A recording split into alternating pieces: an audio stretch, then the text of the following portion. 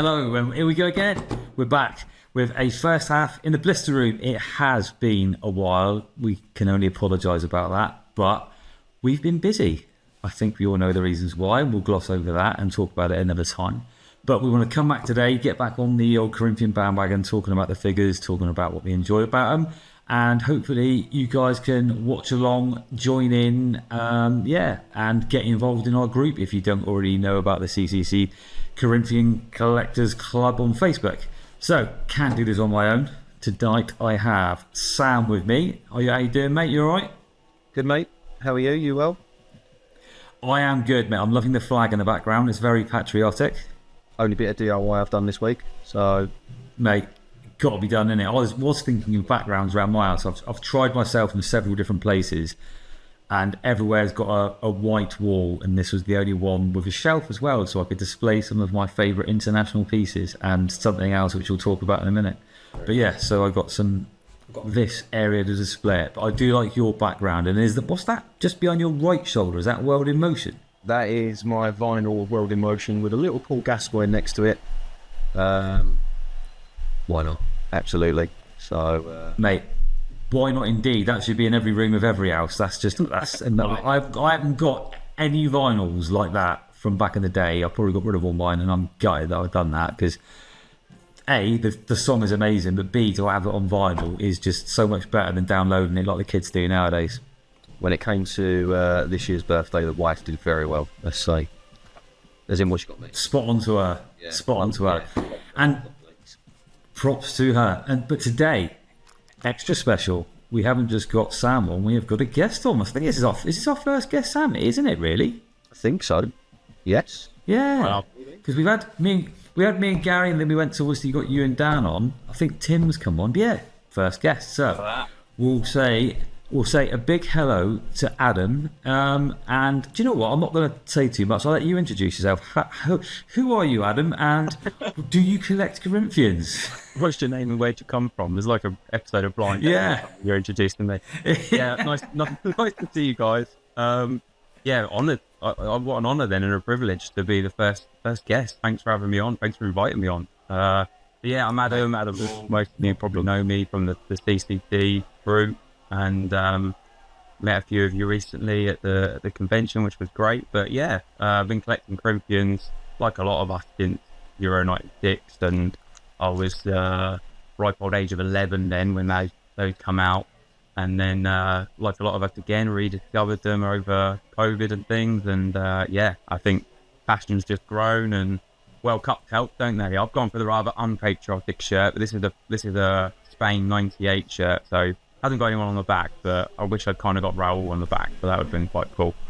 Mate, but yeah, still a classic shirt though. Still a classic shirt. I like that shirt. It's nice. Yeah, it's nice.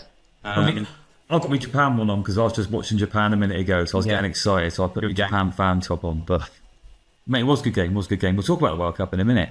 But you say you collected from the start. You collected in '96, and like the rest of us, you kind of got back into it. So did you have a big step away from it, like a lot of people, or did you kind of still have the pieces on display in the background and like kept an eye on it, or was it like a total separation from it?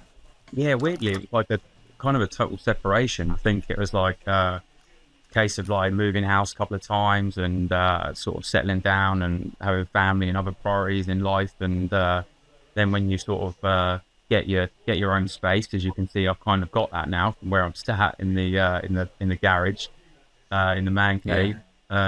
You start to think about what you want to do with that and how you want to rekindle some good memories and get the passion back for certain collectibles and things. So, and it was good in a way that I had that separation, because then I missed out on so many series from a certain point in time. Probably the back end of the Pro Stars. I started collecting the American stuff because I'm really into my American sports as well, and that back in the day wasn't really accessible in the UK either. So it's almost like there's so much more to go after now. So it's great. Plus, as a 40-year-old fella, you find yourself with a bit more cash than the odd bit of pocket money that you got for a few chores. So that makes life a little bit easier to collect things as well from time to time. 100%. You can hide it from the partner a bit more then, can't you? When Yeah. you've got a bit of spare cash that they don't need to know about. But you said then about the American side of it then. So did you again stumble across that at the beginning, or was that something you got into later on? And then how did you kind of find them figures? Were you looking for them because you were looking for different sports, or was it just something you found on eBay?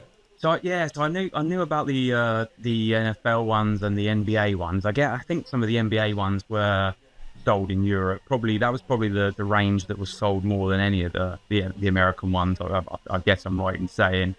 And I knew there was a few of the NFL ones, mainly the 96, 97 ones that are on like a blue card. They're kind of the most common ones.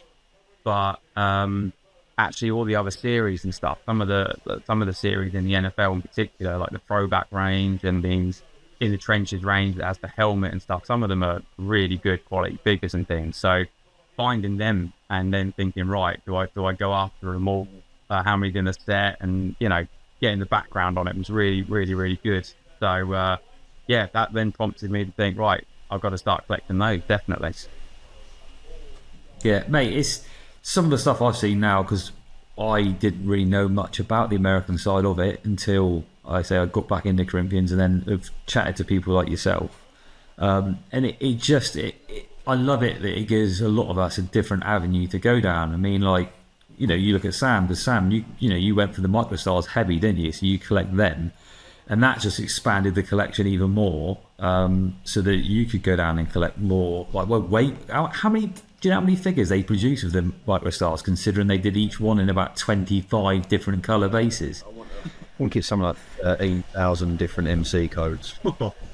Yeah, Roughly. Yeah, but like you say, in many cases, there's a lot of figures that are just repeats of the same figure, but multiple different bases of the same series.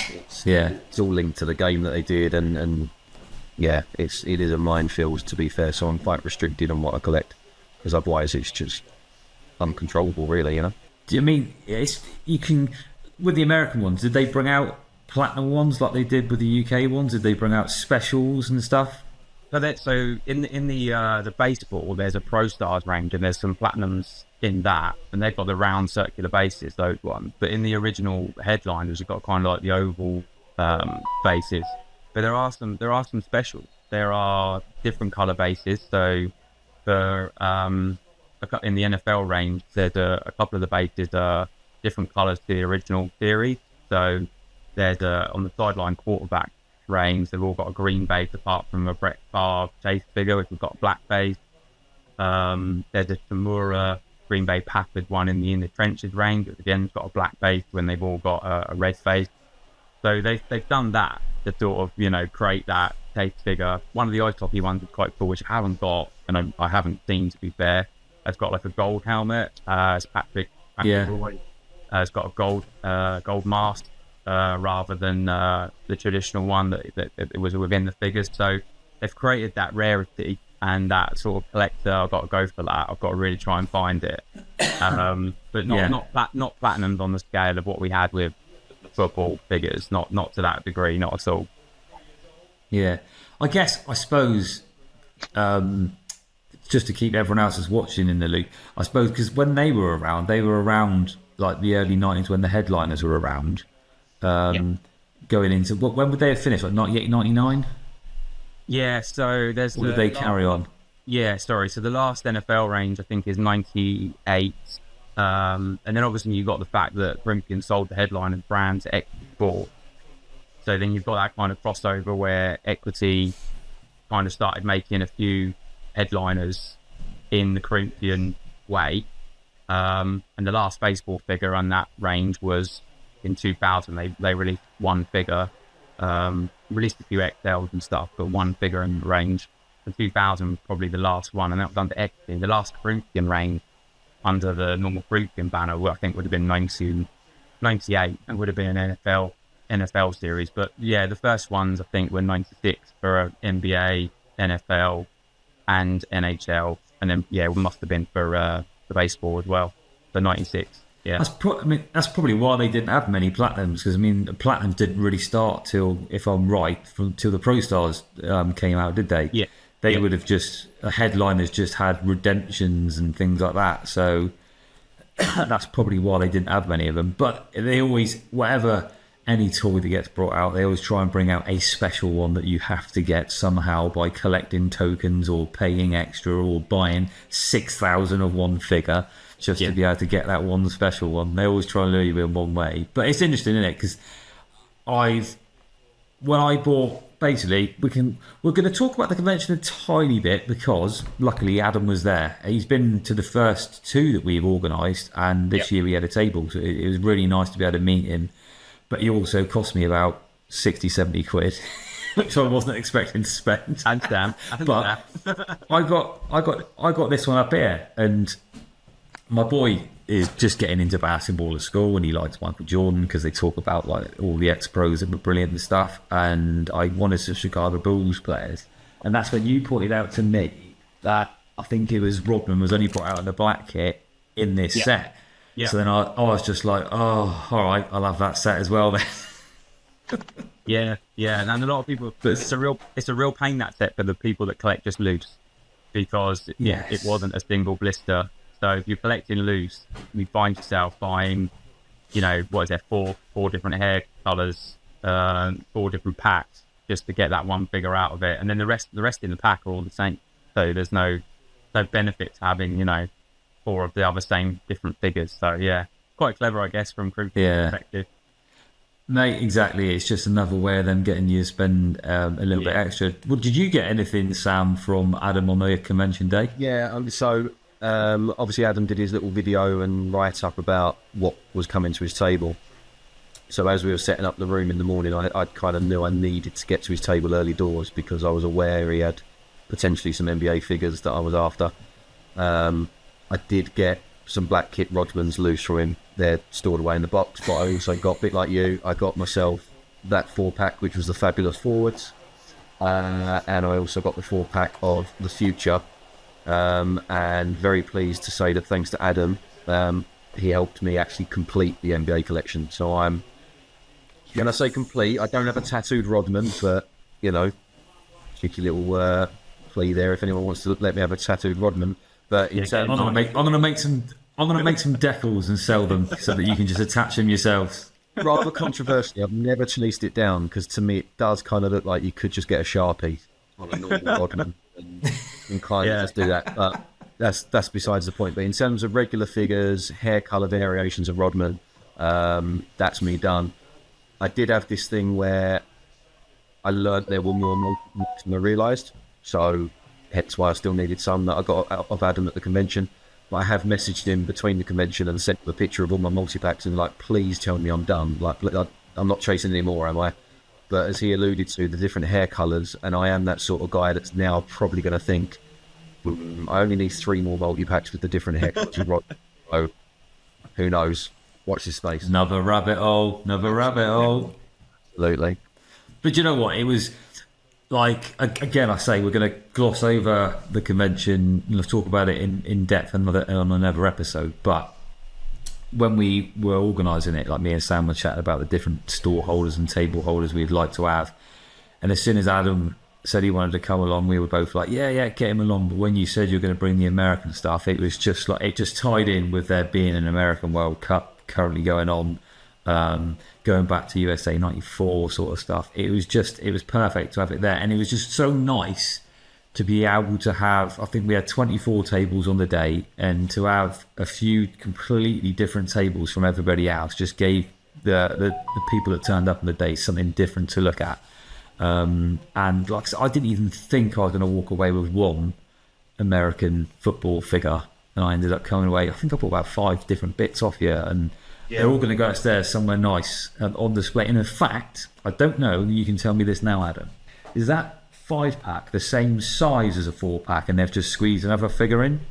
Oh, what, compared to a football 4-pack? That 4-pack, the football 4, sorry, the American basketball player 4-pack that Sam just held up, would that be the same size as that 5-pack? Yeah, but they've just squeezed another figure in? Yeah, I think so. Because I'm going to go on DC to Flackers, and I'm going to get a special box of that one just because it's a nice memory buying it from the convention, but also because it's got Black Rodman in. So if I get one made and the measurements are all spot on, the good thing then is if anybody else wants to go to DC Deflectors and get a nice box, they can just use the one that I've got them to pre-make. So yeah, that'd be quite cool. Yeah, Sure it is also has Flackers, because if you look, you've got the collector leaflet, so I think they've just cut an extra hole here to make it a 5. Yeah. I'm pretty sure they're the same size. Yeah, because that's what I mean. I think with the DC Deflectors, like I've just, we got a special box for our 12 pack, that trade pack that we got off Ollie Speed a couple of years ago, and we brought it to the convention. One with like the peachy pinky bases on, and there's someone else contacted me the other day to say they've got one of those packs. Could I pass on the information for them to get one? And I said yeah, so they're going to get one because I've already given the dimensions to DC Deflectors. It's just spot on that you can do that, because so many of us have got these nice 5 packs, 4 packs, and 12 packs. I know a couple of people have got. I think Gary got his 1966 pack. yeah, I remember seeing that. Nicely put in a box. Yeah, it just makes it nice that you can, because I've got so many 12 packs just sat in a box doing nothing because I don't know how to display them. Whereas if I get a few of them put in these DC Deflector boxes, then they can all stack on top of each other. And by the way, we're not sponsored by DC Deflectors. I don't know why I'm pushing it so much. Other brands are available. Other brands are available, but yeah, no, honestly, but it is really nice, and it pops. Seeing like Patrick Ewing, players like that, I just remember watching a couple of them when I was like half into basketball when I was a young boy. It's a great little set, and like some of them got long sleeves on as well, which I really like. Come on, Flackers. What you really mean is you saw a few of him in Space Jam and stuff. That's what you really mean. Is that Hardaway then? Hardaway, is he in a tracky top? Because it's long sleeves. Yeah, so there's a couple of them in there, isn't there? The tracksuit tops, yeah. And then in the Western Hill, the other pack, the other 5 pack, there's 2 of them in that as well, with sort of tracky tops on and things, which again are quite sought after because again they're only made in that 5 pack. So, but not as popular. Awesome. So. Yeah, well, it's just everyone wants a Rodman's, like I say, because there's so many. Is he the only figure where there's loads of different variants of them? Is he like the Beckham of the NBA world? Yeah, I reckon he must be because of the hair colours, and obviously you've got the white jersey, the red jersey, and the black. So yeah, he must absolutely be that. And then there's even obviously the cards are a bit different. So like the cards that were produced in Europe versus America, you've got a shorter card for the figure. I don't think I've got one, annoyingly, to hand. But yeah, so like the cards for the Rodman figure, the European one would come to about here, so it's like shorter. Okay. So yeah, just I don't know whether that was for Spain, Flurries or whatever. Another variant. Yeah, another variant. Absolutely, yeah. And the weird thing about those is the 90, the white jersey was released in '96 on that European short card, and then it was released in America on the '97 longer card. So it's like, yeah, bit of a minefield. But yeah, May must be. So where? Well, last question I'll ask you on your collection. Then. So where are you with it? Is there anything else that you are after from the American side, and is there anything actually you still need from the regular Corinthian side?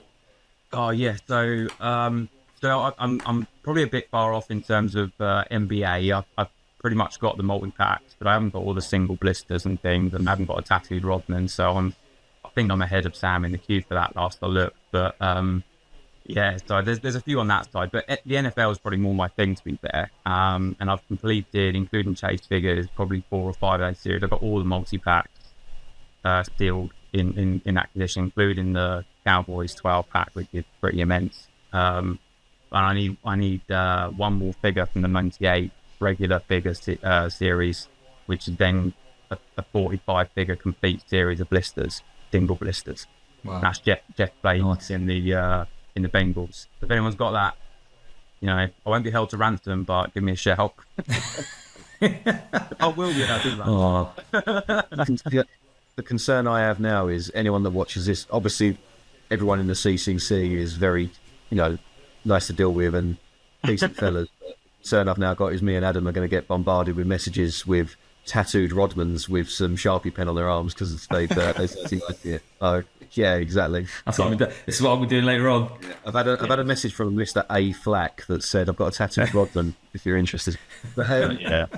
for you Flackers, if you if of a certain era, just going back to the Space Jam thing, the 5 players where the talent gets taken and they become the monsters. They do have 5 of them made as Corinthians, so you could. Do they? Oh, mate, I can convert them because I converted Michael Jackson, Michael Jordan. That would be an interesting one. Yeah. He could be on the Monsters team. I did Jordan, didn't I? And it came out. It came out smart. But yeah, I did do a bit of research, and I was thinking of getting a few of them before they turned. But then I was even going to try and get a Bugs Bunny and other characters and see if I could somehow put a kit on them. But then Badil and Skinner got in my way, and I just had no time whatsoever to carry on. Who are the other players, Sam? So Patrick Ewing is one. Muggsy Bogues. Bo, Larry Johnson. Oh, Yeah. Sean Bradley and Charles Barkley. Oh yeah, of course, Charles Barkley. Yeah. He also had a red-based Chase figure in the NBA range. Did he? Yeah, that's a good one. It's fairly easy to get hold of, I would say, that one, but it's still a good figure. So, where's that? Flackers on the where I'm at with the other Corinthians and stuff. The football. I mean, I've pleasingly at the convention I picked up a sealed sachet of Nakamura away in the midfield maestros range, which was the redemption figure, and that completes that series for me in Blister, and the 2 sachets, the other being David's for Inter away. So that was great. All Alf Days. Who else? And most of my other stuff is kind of is loose. I've got a couple of series in Blister. I've got the Ballon d'Ors and certain ones like that. Nice. But space-wise, it's kind of keep it loose now. And these cabinets here are like my international cabinets. So I've got a cabinet at the top, which is green-based international players, and then got the world greats underneath it. So kind of like a one-in, one-out policy on that in terms of who I get and who have to sort of vacate a position for a legend. A proper transfer policy going on. Yeah, exactly. Yeah, so I should just get a bigger cabinet. It's quite fun doing that as well. I posted about it a few times and asked opinion. I bet it is in a way, because you've really got to think. It's like sometimes you just look, there's something on eBay. I half want it. You just click and you get it, and then you stick it in there. If you know it's got to replace something, you're like, oh, do I actually want it? Is it better than that one? So that makes you think a bit more. I quite like that idea. I need to do that idea. For some reason, you find yourself as well putting players in. I got Roger Miller loose fairly recently, and I was like, he's probably not worthy of bumping some of the players out of that cabinet. But the fact he's still the oldest goal scorer at the World Cup for now, or at least I think he is. Well, he should probably go in, because I've got World Cup fever, so he's got to go in. And it was at 94, I think he scored the goal, I think. How old was he when what was his age then when he scored? Yeah, 40. And I don't know how many days or hours, but 40. So Ronaldo's 41 at the minute, isn't he? And he's just scored. I don't know who else. Is he 41? I think Miller might have been 42. Oh, is it? Yeah. Maybe then, yeah. So, yeah, I'm sure he's still the oldest. Yeah. But he must be. the way that Messi's still going, you never know, do you? So yeah. No, you don't. Well, on that note, because we were going to talk about the World Cup, we're 23 minutes in, so let's have a hydration break. good idea. Yeah, good idea. Well, we've become Americanized. I know. We have. This is the first quarter done. Hang on, I'm going to close the door a minute. Hang on.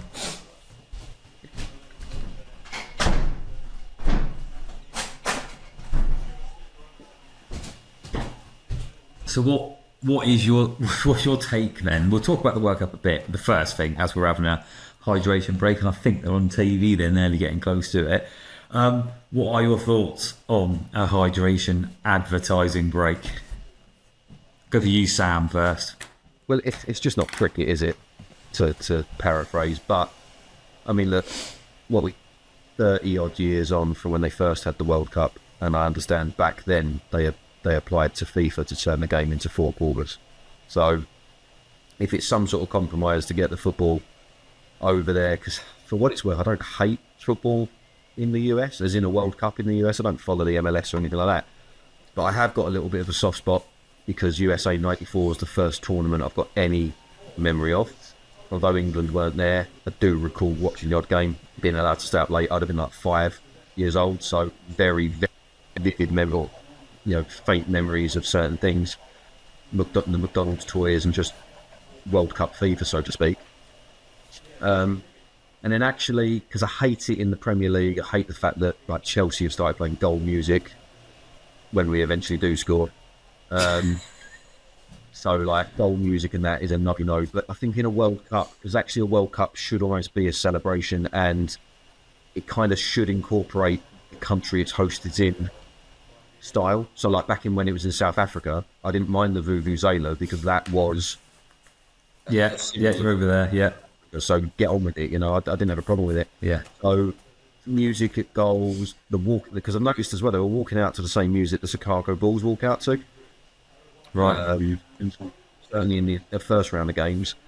So I don't hate all that, and dare I say the actual standards been all right. It's not been a bad World Cup so far. Been okay. What do you think adds of the hydration and anything else? I think it's difficult, isn't it? Because I think in some places, like you can see why they're doing it in some of the places they're playing, and the temperatures, it makes sense. But in some of the places, they're playing in like an air-conditioned stadium, even though it's like really hot outside.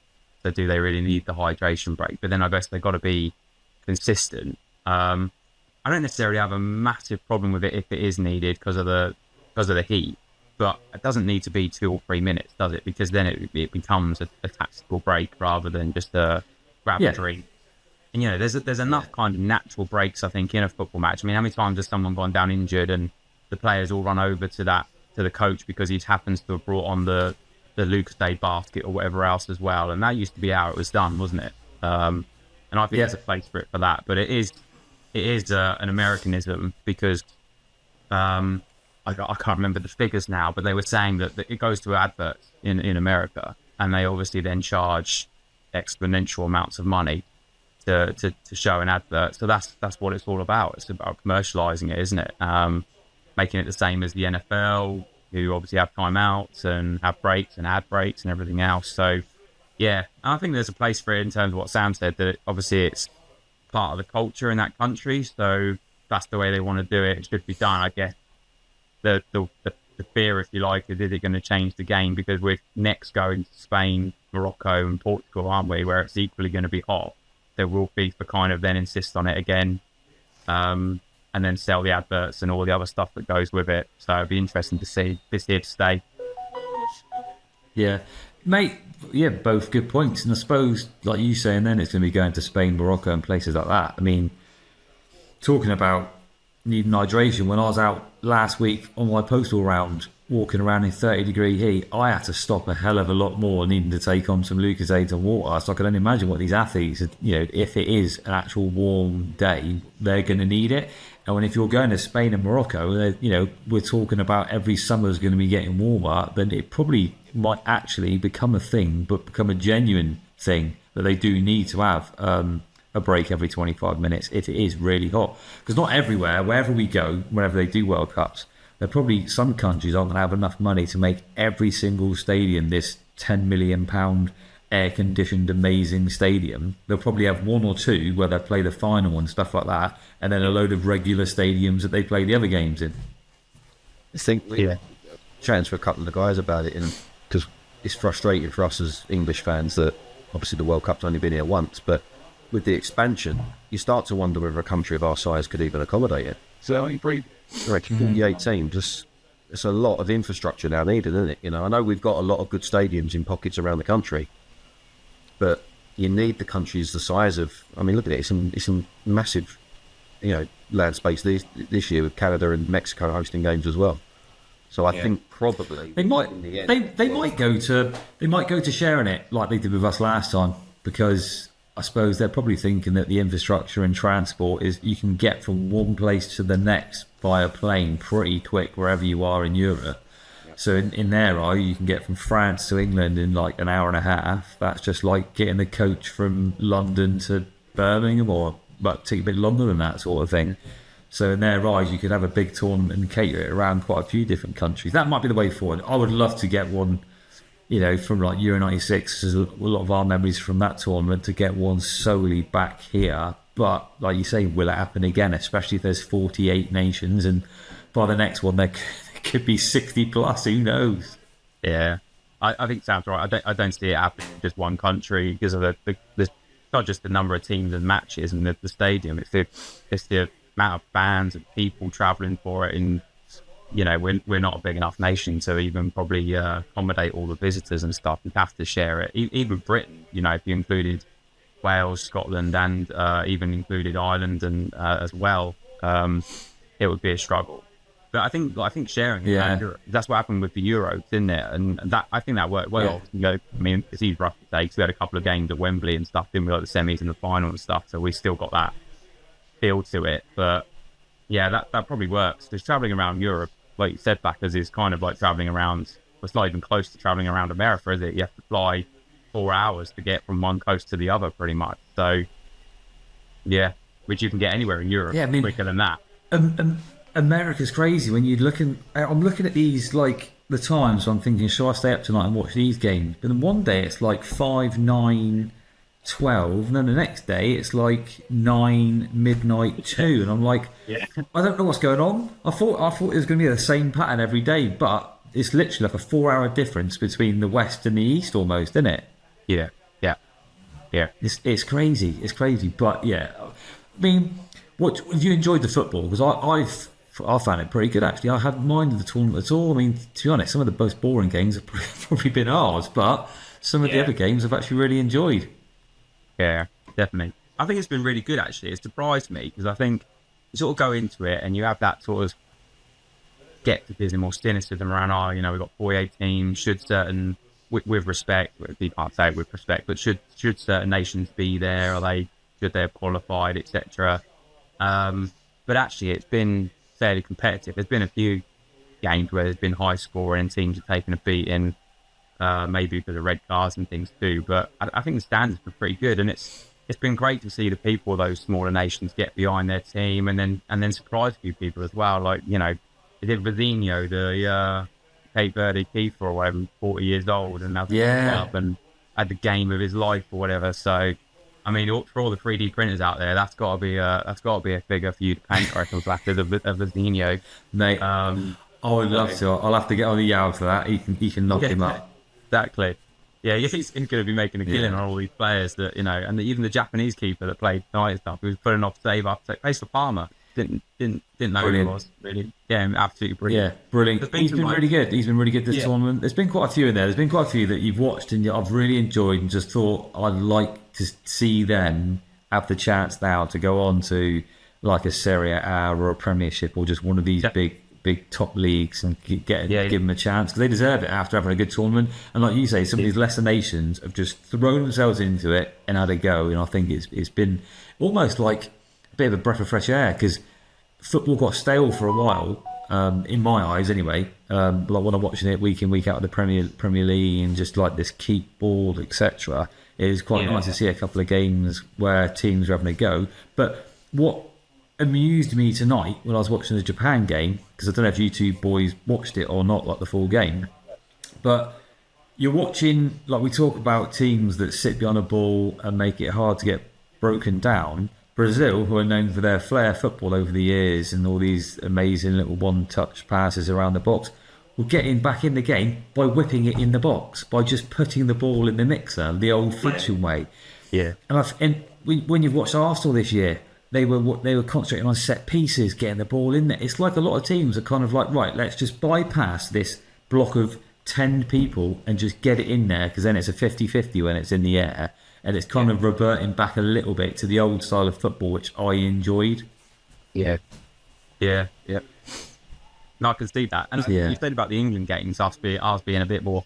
We against Ghana or something, we were probably crying out to chuck Ivan Toney up front and start whipping some balls in like that, to like you're saying. And we didn't really do that. I think it was only when they swapped Madueke over and Madueke looked a bit more dangerous on the left-hand side. And obviously Rashford came on and stuff as well, and it just looked a bit more dynamic. But I think the World Cup's been really good actually. And then obviously a lot of the big players have turned up, haven't they, as well? Your Mbappe's, Ronaldo's, Messi's, Haaland's, Mate, it was Kane has scored, all the big players. Seeing all of them still doing it. Vinny Junior tonight, when he had that, when he skinned those two players and had that shot and the keeper tipped onto the post, that would have been a sublime goal.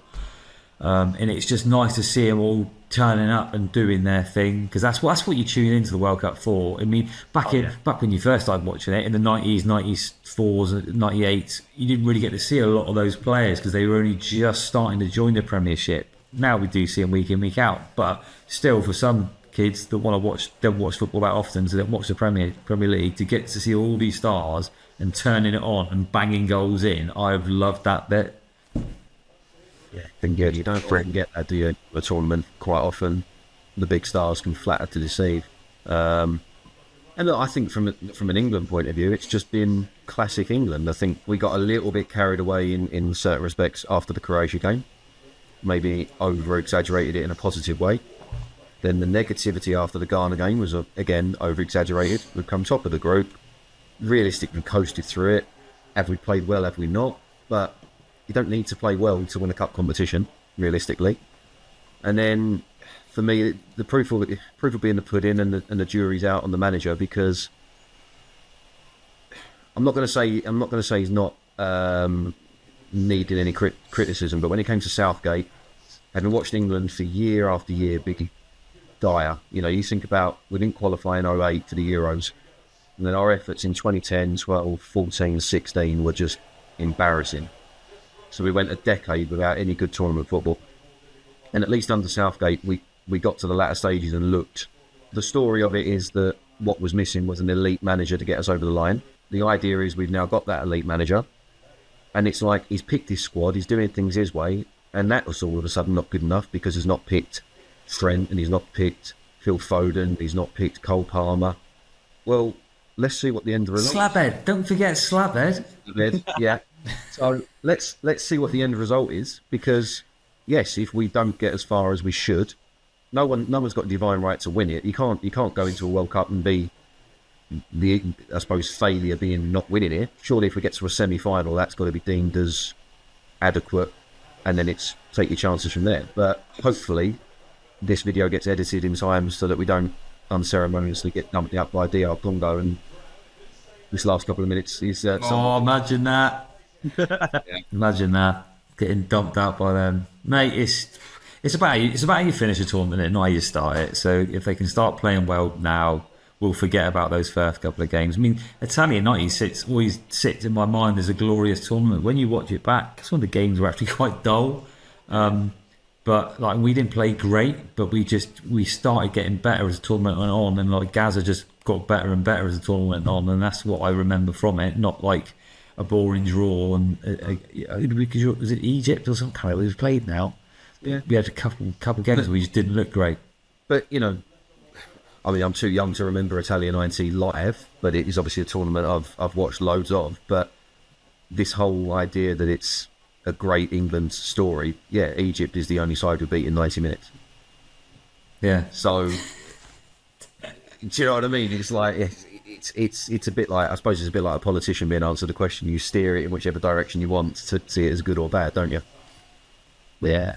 But mate, I think it's been enjoyable. It's got a lot of people back into enjoying football, in my opinion, and I've loved what's really got me buzzing is watching the fans outside the stadiums, whether it's like the Japanese, the Dutch, the Norwegians. There's so many of them just avid. The Scottish, normally we're meant to hate the Scottish, but they were brilliant over there, the Tartan Army.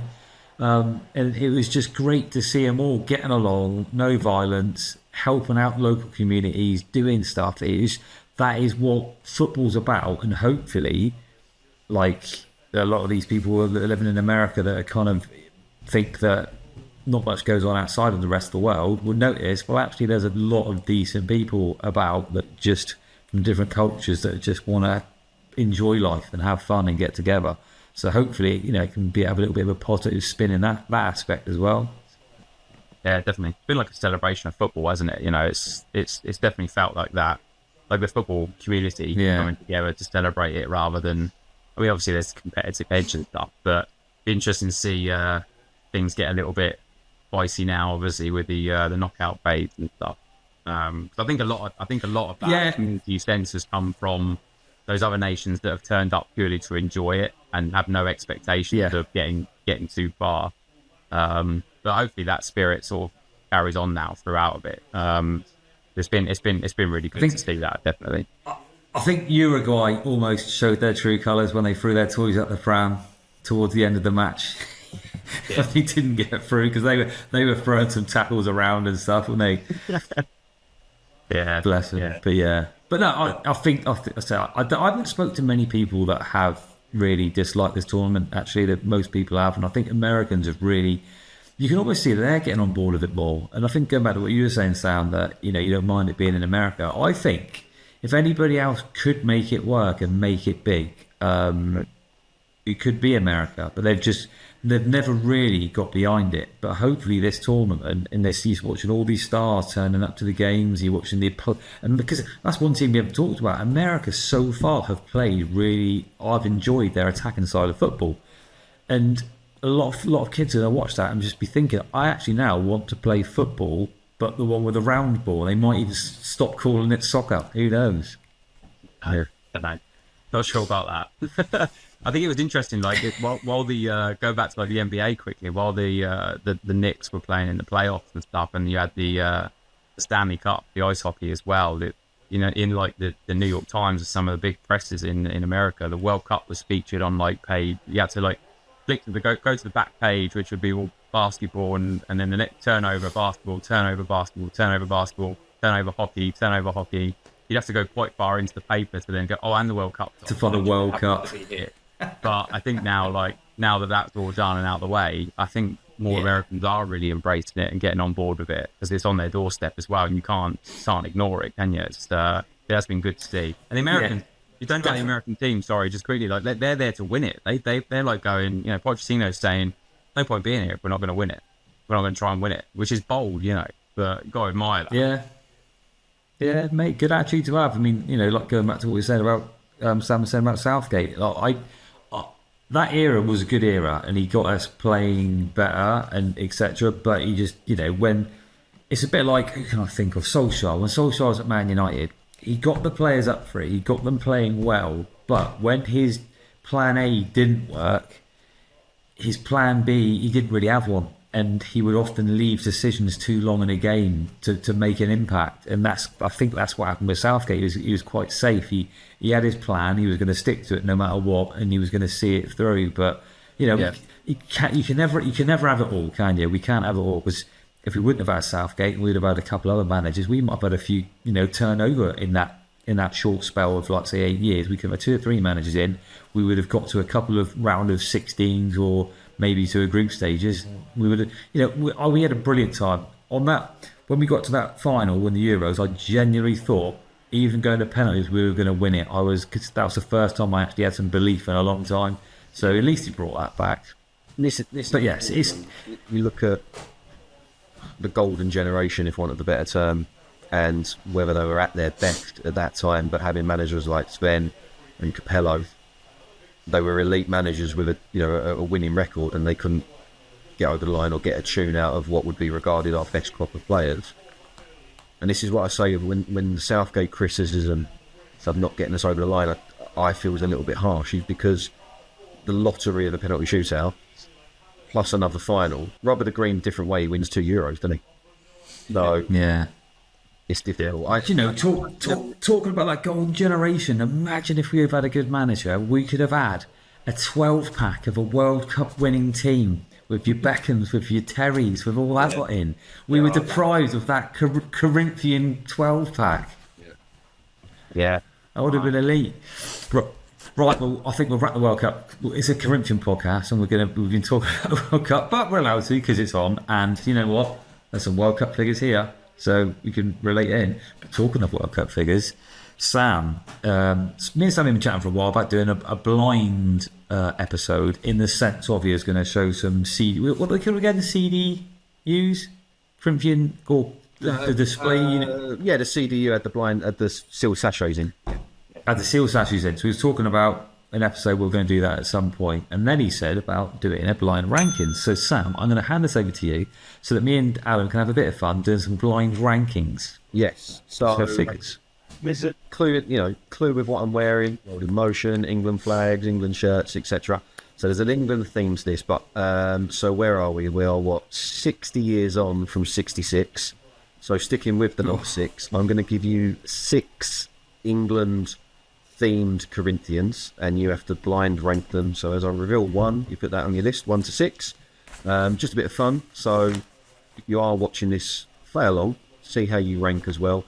I don't think I've put any stinkers in there, so there's no risk that you can put an absolute shocker at the top of your list. But it will just be interesting to see how these do.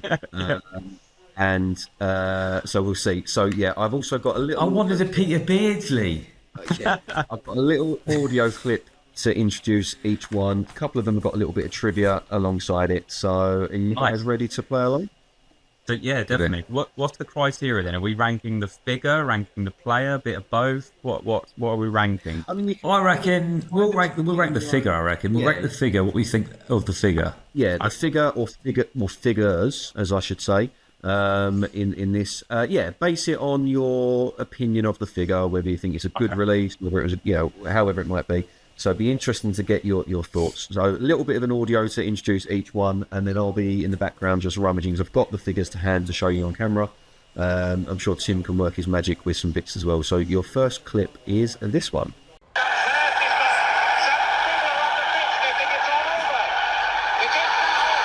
So they think it's all over. It is now probably the greatest day in the history of English football. And we have, to start us off, England I started strong. Winning the World Cup. However, for the criteria of this, it isn't just the Bobby Moore figure. I'm actually referencing the whole 1966 in 12-pack. So the England 12-pack is what you're ranking. So from 1 to 6, where would you place the England 12-pack? Have you got like a pen and paper just to jot these down, or do you need me to jot these down? I have. Right, Adam, what do you think of it then? Where would you put the 12-pack? That's a strong start, isn't it? I mean, like I'm now thinking already, right? If we rank that as, I don't know, 1, what else is coming? But because you threw me a bit when you played the clip, I was thinking, right, this is going to be the Hurst figure. So now when you put up Bobby Moore and then it's the rest of them, I was like, oh wow. I mean, I love that pack. I think that pack is absolute quality. The fact that Bobby Moore's got the trophy. Oh God, it's got to be up there, isn't it, Flackers? I mean, it's got to be. So one being the top rank, and we're out of 6. Did you say that? Favourite. Not the 6 being your least favourite. Right, let's try and look at it from both angles then. But do we just like the pack because of the nostalgia? We've won the tournament. Well, if you want me to throw a little bit of jeopardy in there, do either of you know the error that's on the box? Yeah. Yeah. Is it 2 Wilsons on the back? 2 Ray Wilson. So on the back of the box is the picture of the stand and the 12 players, and they forget George Cohen, and the 12-player pack is pictured with 2 Ray Wilsons on it. Yeah. Oh, someone scored. Oh no, let's look at the pack. Sorry. And I suppose the other thing... Paraguay winning against Germany. Sorry, carry on. Right. There's an error on the box. Right? So that's got to be a negative towards it. Look, or is that a positive? The figure, I think. Yeah. Another makes it super rare. That 12 pack is obviously from the same range when they brought out the 99-2000 seasons. You had your Arsenals, Chelseas, Liverpools, Uniteds, etc. I believe the Newcastle 12 pack is no manager because they were in the middle of hiring Bobby Robson. They obviously just needed to release the pack, but every other team was 11 players and a manager. So would the 12 pack be better if it was the 11 and Alf Ramsey? Me personally, yes. I think he needed to be in there because he was such an iconic manager, and he obviously got them to the final, helped get them to the final. And you know who it was made in the 12 pack that didn't play that day? Who didn't play? Who was in the 12 pack that wasn't in the 11? Did Greaves play? Jimmy Greaves. Yeah. Hurst took his place because he was injured. But that's what I mean. Like for me, I've got the Alf Ramsey figure here. I have it on my display as the 11 with Alf Ramsey in it, and I've got my Jimmy Greaves on a different shelf. Because to me, I think the pack between just over there, mate. He shoved Greaves out. Yeah. So for me, Oh, look. It's an epic box set. Love it. But Okay. bit of Jeff. feel it's down- Hey, shush. We're picking here. We're picking here. Right, Flackers, I feel like you're talking us down a little bit. So, are you thinking middle of the pack, maybe? Because I would be thinking. Oh, You don't have to share the list. It's good. Throw one each. Oh, okay. The sculpts, mate. The sculpts. Well, we'll try and do it together because it'll be easier for Tim in his edit. Okay. Fair enough. The sculpts are brilliant. The figures look great. So I can't knock that. It's an iconic box because it's the only time we've won a World Cup. Is that what's making us want to go high? I think they're brilliant figures. I really do think they're brilliant figures as well. So I could definitely go. Thing is, what if something better comes up? So should we go 2 or 3? I can go 2 because I've got an idea of one other thing could maybe eclipse it based on when we all started our collections and things like that. If you follow me. Yeah, England 6. I've written it in number 2 then. So you're placing the England 12 pack from 66. Number 2. Ready to move on to the second? Yes. Okay. Yeah. Just play. Towards the near post, a little flick on. Shearer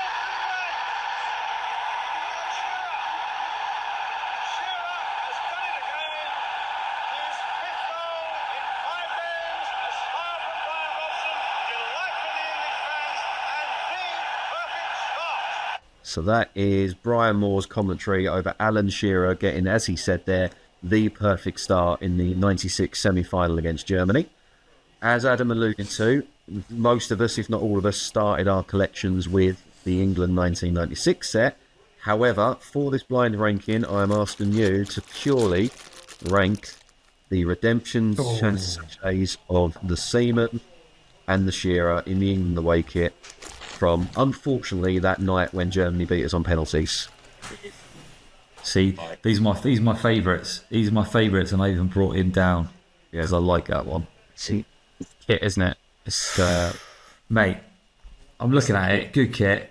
Yeah, this was the only one they did. I know Gary's got himself a Stuart Pearce, isn't he? 'Cause I think they kind of tinkered with a few that they never brought out. But I think as well, they've made it even more special because they've only released one in that kit. So it's like, and again, for me, what I love, The quality it says Umbro on it. It says Umbro on it. Not, I love it that they had back then. They did put the Umbro sponsor on a lot of them. Yeah, I think the quality of figure is there with the 66 pack. I think the early Pro Stars are a better quality of figure, but again, you're tapping into the nostalgia of that being the original set. Obviously, you had that the ball that Dave had at the convention with the cries, wasn't it, with the 2 figures in, and they're pretty well sought after to still get them in sachet. They're pretty cool to have, but obviously on the flip The Seaman side, figure's good as well. Indeed. The Seaman figure's good because it's quite. That was probably one of the most hilarious kits they brought out at the time. So I quite like that kit. Do you like them, Ads? Have you got them? Yeah, I like them. I like them both. But yeah, I haven't got them. I haven't got them on display. To be fair, I'm thinking I should. Oh, they're in his transfer window. They're on the way out because he's getting something else in. Adam's got them ranked lower than Roger Miller here. Come on. I know. England-wise, up there, I won't tell you I've got in case they come up. I've got Shilts up there. I've got Peter Shilton up there. I haven't got Seaman in there, so yeah, maybe I need to get him in. Especially that kit, like you said, it's pretty Larry. I think they're really good. I think they're both really good. Where do you put them? Because there's one of my favourite England figure. Yeah. That hasn't come up yet, so I'd probably keep number 1 for that, just in case Sam does bring it out. But I was thinking maybe 3. But they are good. Because we don't know what else is coming. Controversially, I think that. Do you think that Shearer headliner figure is better than one of the Pro Star ones that's out as a likeness? Because I actually think the later ones are a better likeness, although it's a bit of an awkward, clunky figure. The later ones is a bit more caricature-y, but I do prefer when I've painted them. It's like going off on a bit of a tangent here. I've said a lot of times when you paint some of these figures and you give them a good paint job with a bit of depth and stuff, they're a lot better than what they look. But obviously, being a mass-produced figure, they have to just quickly slap a load of paint on them. Both of them look a lot better, but the later Shearer ones definitely come up really well when you give them a proper paint job. Yeah, like I say, Shearer could be better. The Seaman figure, Seaman's just iconic. He just looks David Seaman. No matter which figure they've brought out, it just looks like Seaman straight away. Yeah. And the kits are cool. I'm happy What do with you think? I'm happy with 3 or 4. Yeah, Because okay, but then have you got a few in mind that could still be good that you might sneak in at 3 and 1? I'm wondering if another team pack comes out. There's a couple of team packs that I'm thinking of whether they come out. Based on what Sam did for Should we go 4 or Yeah, let's if go you 4. I'll go 4. 96 So your England number redemptions. 16 back is number 2, yeah? And Yeah. then the senior Yeah. era is number 96 redemptions can be. I'm going to move you on now into your third figure. Here's your next clip. He's been the talisman so much in this qualifying competition. Can he do the same in the finals? On this huge stage, David Beckham with the penalty for England. Hold the cups and the glasses back home.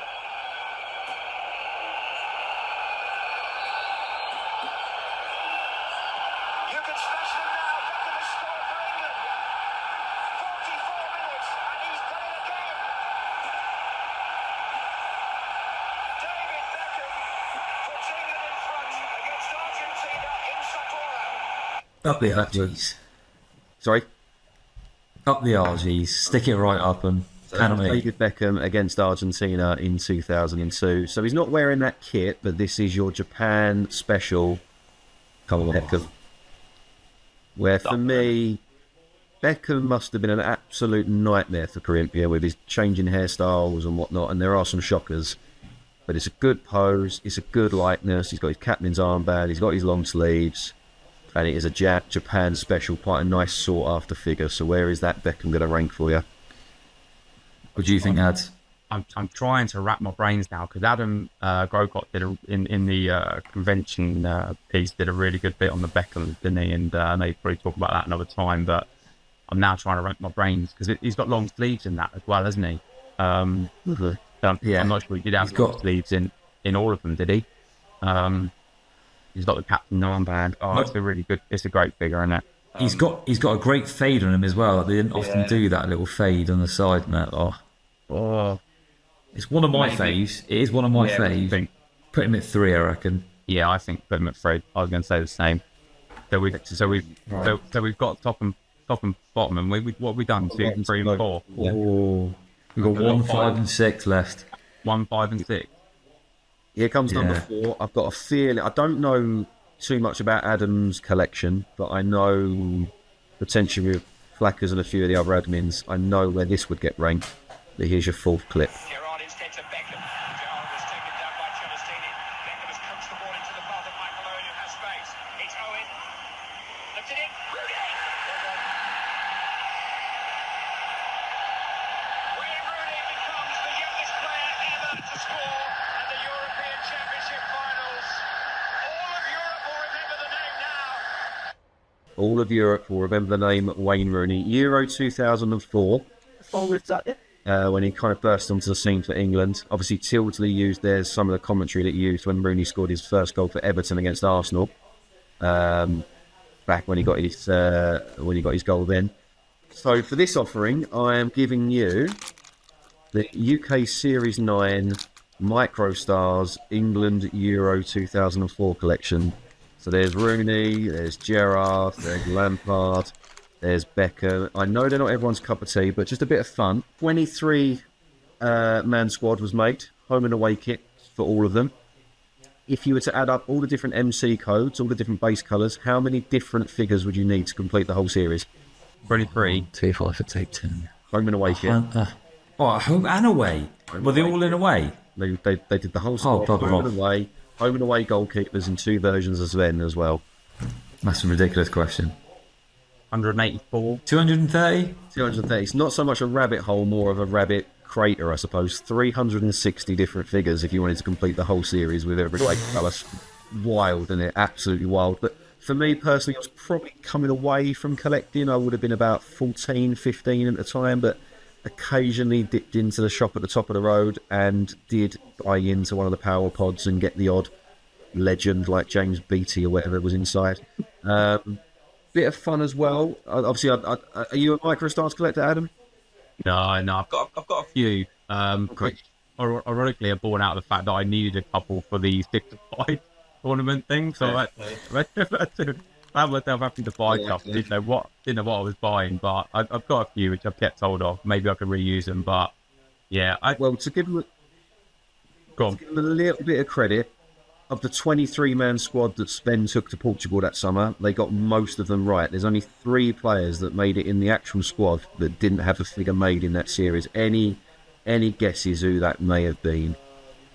Oh, Christ. So player they didn't take. What year is it? This is the Euro 2004 squad. Right, thinking of players that would have been on the periphery. Sean Wright Phillips, did he go? I don't believe so. No, he didn't have a figure. I don't believe so. We're on about someone that actually went to the tournament but wasn't released in that series, in that Euro 2004 Oh, kit. wasn't released in the series. So he probably would have been a late pick then, wouldn't it? So a clue Injury. would be think about a famous position that someone didn't go because of a certain incident. Oh. A certain failed drugs test or late drugs test. Was that Rio? That was Rio. So Rio, he had a figure made because he was, I suppose, planning to be part of the squad, but then he was banned. So the clue is you're looking for a couple of defenders, and also they only released 2 goalkeepers in the series, but Sven would have taken 3 keepers. So Oh, wow, what a question that is. Right, so defenders then. So Terry would have gone. Who else would have gone? Campbell? Yeah, Stoll would Campbell have was gone, there. I think. yeah, Campbell and Terry played. What about Carragher? Would Carragher have been... There's one of them. So Carragher went in the squad. He did have an England figure in the previous kit, the 2002 kit, but for some reason they didn't make him in the 2004 squad. But Sven took him. Another centre-back. No, centre-back. Oh, what about... sorry, Flackers, you go. Got any ideas? I can't think of anything back then. It would have been on the periphery. 2004. Would King have been playing back then? Legend King?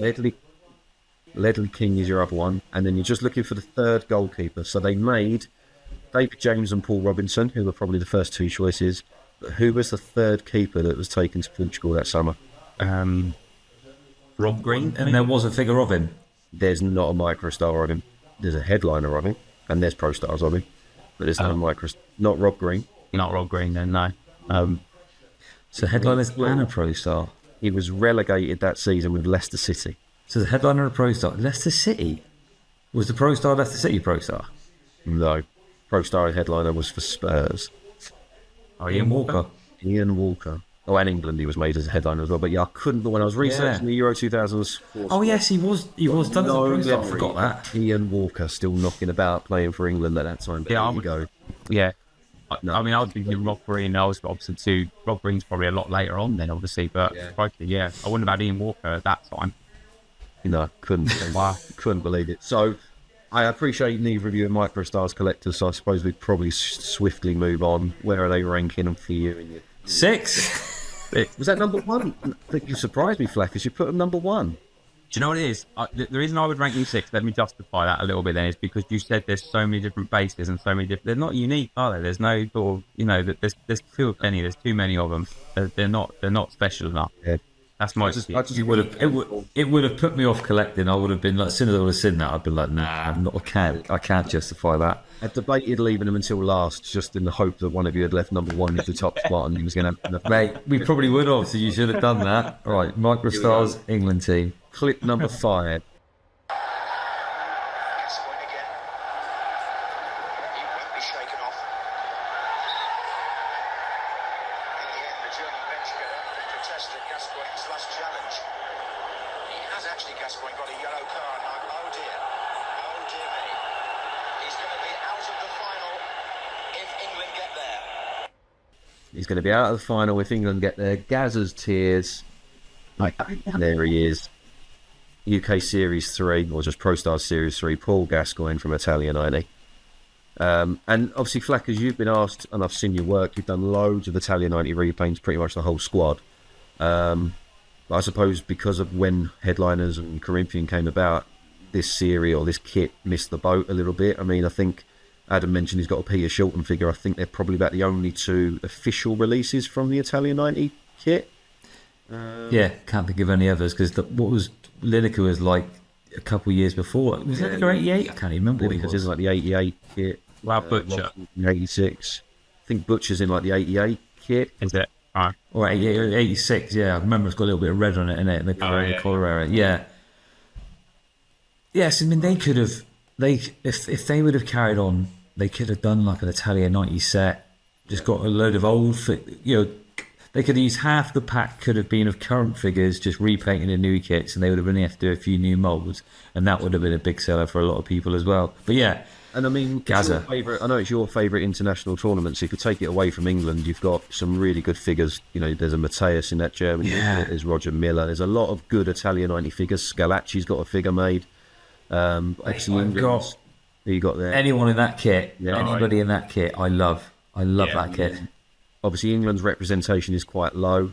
One thing I've always sort of gone on about with it, I think it's up there as one of my all-time favourite figures because I love the kit. A bugbear of mine, you turn it around. It's a blue wrong number colour 10, number.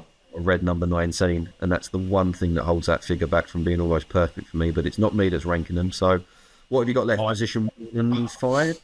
Yeah, 1 and 5. Wow. Ah, it's a big gap, isn't I it? mean, it is. I'm looking at my collection now. Who else we got left?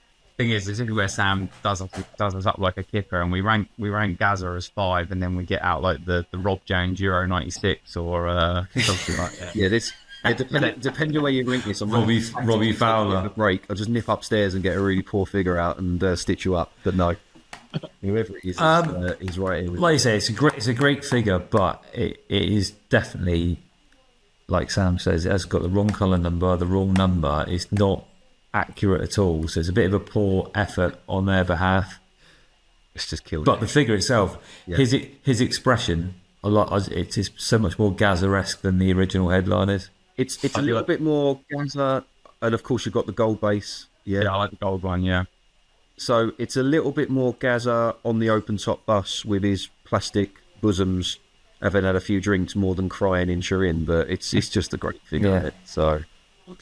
What do you want to do then? Because we either go. We've got a gamble here. We've got a gamble here. It's a worthy figure. So I think it's one of the best Gaza figures. But I think, and I know it's one of your favourite tournament Flackers, but Let's go 5. Let's go 5. Let's gamble. Let's gamble. Let's go 5. Almost like you scripted, you've left your top spot. So what have you left your top spot for? David James. Beckham now to Owen, and here's another Owen run. He's going to worry them again. It's a great run by Michael Owen, and he might finish it off. Oh, it's a wonderful goal! What an amazing moment in Michael Owen's young career. It's got to be the convention special, Flack has said. There you are, Michael Owen, 99 convention special. The all-white kit that he wore against Argentina when he kind of burst onto the scene. And look, as a non-Liverpool fan, I'm not too proud to admit there was a time in life when Owen was just quite a big deal, right? Like, until he went a bit... I don't know what way to describe him. He's got such a strange career. Like when he went to Real Madrid, he was only like 24, but his knees gave way and he was just a completely different player. But a young Michael Owen for England was just a little bit of an icon for people of a certain age. And yeah, we've just had a convention that we've hosted, and that would have been the special to pick up at the very first official convention of Corinthian back in the day. So That's a worthy I win. don't think that's too bad then, like you say, because it represents a great goal. It represents a convention, which is basically what got people together. That reminds us of the conventions we just had, and it's not a bad figure either. So I think all in all, we've lucked out there because you didn't pull out a Rob Jones or a David James. yeah, no disrespect to Rob Jones or David James, but absolutely. So If you're listening. so you've got Owen convention special number 1, 66 team pack winning at 2. What was your number 3? Beckham Japan special at 3. In Japan for 3. Then it was 96 England Redemption. Today, Gaza, and then you might 5 Gaza, 6 microstars. I think that's pretty accurate. I'm quite happy with that. yeah. The other thing with the Owen is he's the only one out of all them that won the Ballon d'Or as well, as a player. So that's There you go. another thing that puts him top 2. And don't forget, he buried them goals past that little 10-year-old kid. So winner. yeah, It's no mercy, isn't it? It's when you watch it, he's like shinning him against the crossbar. I don't think there's a single good bit of contact, but he's just peppering this kid from about 8 yards. Neville Southall's just like rolling his eyes like, you twat. But if there's anything else that comes up Owen, it's probably that. I mean, you've only got to YouTube Michael Owen's cringiest things, like his adverts, his Mate, it's funny. But again, rewind to like the late 90s when he was literally, 18, 19, 20 years old, and he was until he's in. No, unstoppable at one point when he was playing for Liverpool. Was it the cup final? He scored them 2 goals. Who were they playing in the cup final? I can't remember who they were playing, but he scored them goals. Brilliant. He was untouchable for a while. Yeah, he was, mate. Yeah, and he well deserved all the accolades he was getting, sort of thing. But he was unfortunately one of them players that, we've had a few of them. I'm not saying like Wright Phillips and people like that are the same level, like Lennon, but once they can't keep up their athletic side of their ability, their game drops off. This is it. Yeah. Well, no, I think it's pretty. Yeah, but do you know what? I think that was I enjoyed that. We're definitely going to do some more blind rankings because that was good fun, and I'll let you organise them as long as you next time throw some proper curveballs in there. Well, I thought it'd be good fun. Let's keep it relatively friendly, and it was all England related. And as I was looking through my collection, I thought, no, let's go as rogue as we can with the micro stars. I knew they were going to be number 6 for you, but yes, you took it, mate. You took it well. You took it well. Well, Stan, where would you have ranked them? Would you have swapped any of ours around? Apart from microstars. No, in all fairness, the microstars would be bottom of the list for me as well because it's just an oversaturated series. There's a few good figures from it, but against the other ones, they're not there. I do really like the Beckham and the Gaza. It's probably hard for me to not rank the 66 pack as number 1 because it's obviously representing winning the World Cup. So I'd probably just edge the 66 pack at number 1. I would probably controversially maybe put the Euro 96 redemptions at 5 because then I'm splitting hairs really between the Owen, the Beckham and the Gaza as to what I think the best. Yeah. I'd probably put Gaza at the top of those 3 because I do just really like the figure. So 66 pack, Gaza at 2, probably Owen at 3 because it's a convention special, Beckham 4, Euro 96 and then the microstars. There as well. No, good figures though. I say all of them good figures. Yeah. Right. Do you know what? This has gone on with international teams, didn't he? So we'll look forward to doing that on. Yeah, we'll get him to do. We'll talk about blind bags, blind sachets, and all that sort of stuff with the CDUs at some point as well in a future episode because we haven't done that yet, and that was a big important thing with the old Corinthian collecting to start off with. The excitement of going in and getting your England headliner, talking about your Rob Joneses and that, feeling away, trying to work out who is inside it. So yeah, we'll do an episode on them, and we can definitely do another blind ranking that day. But we have overrun. Well, we haven't really overrun. We've just gone on longer than what we normally would have. But you know what? We've been missing for a few months, so we're just bringing you more in this first episode back, so that you can all listen in. Make it a 2-parter if you want. Have 40 minutes one day and 40 minutes another day. Have a hydration break in the middle. Have your hydration break, exactly. But no, it's been great. You know what? It's been great getting back on doing this because we haven't done it for a while. Me and Sam especially, were super busy with the convention, organising stuff. So that took up a lot of our time. We're definitely going to come and revisit that on another episode where we talk about conventions. Having Adam on was brilliant today. First guest. Yeah, thanks, guys. Thank you so much. Thank you so much for coming on, mate. Pleasure. No, thanks for having me on. It's been really good. I really enjoyed it. And we'll get you back on again. We'll think of what else we can. We've used your American expertise. We'll think of some other expertise that you have got that we can bring you on for at some point. No pressure. Yeah. Darts, by the looks of it, your dartboard in the background. There should have been a darts player. Yeah, I would say that's next pretend at all. But nah, do you know what to say? Definitely been a pleasure having you on. Pleasure back doing this. Now let's get back to watching Germany-Paraguay in a second, and hopefully when this comes out, it will be edited just before the England game. Yeah. If not, we can all pretend that we've won, but we've just been knocked out by Congo. At the exact moment in time, it's still maybe possibly coming home. It's coming home, exactly. Yeah. It is coming home. Right, boys, been a pleasure. And I'll let Adam, as you're the guest, I'll let you say goodbye to everyone today. Oh, okay. This is like a bring us final thoughts sort of thing. Until next time, take care of yourself and each other. Doesn't have to be that long. You don't have to be anything like that. Just say, cheers, lads. I've enjoyed it. Take care. Enjoy the rest of the World Cup, guys. Take care. Bye. Nice one. Cheers, mate. Thank you.